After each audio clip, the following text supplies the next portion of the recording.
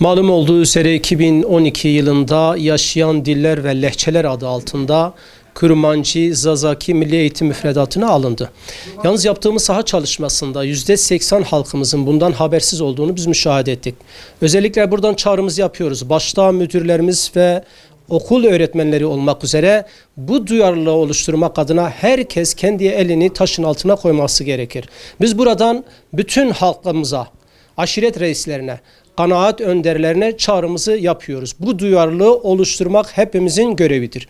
Buna yönelik cumartesi günü saat 14'te yani 2'de bir panelimiz olacak. Bütün vatandaşlarımızı, kanaat önderlerimizi, aşiret reislerini davet ediyoruz. Dil olmadığı zaman bir tarih de onunla birlikte yok oluyor. Yani dil yok olduğu zaman aslında insanın gelenekleri, insanın tarihi bununla birlikte kayboluyor. Yaptığımız araştırmalarda ve şu anda dünyanın kabul ettiği yeryüzünde 3000 dil var ve bunların çoğu yok olmayla karşı karşıya, bir kısmı da yok olmuştur.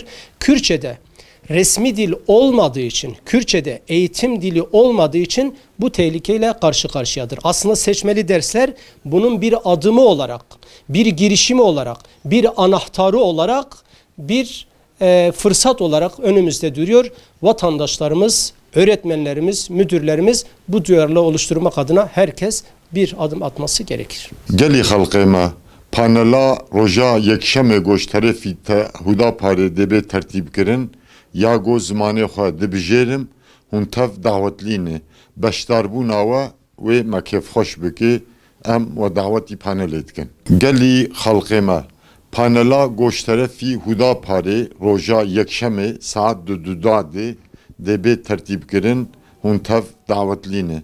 Panela me ya zimanê xwe dibijêrim ziman rûmet e ziman jiyan e werin em li zimanê xwe xwedî derkevin werin bi zimanê xwe biaxivin werin boy zimanê me bibe zimanê perwerdehiyê werin em tev bi hev re dest bavêjin panelê.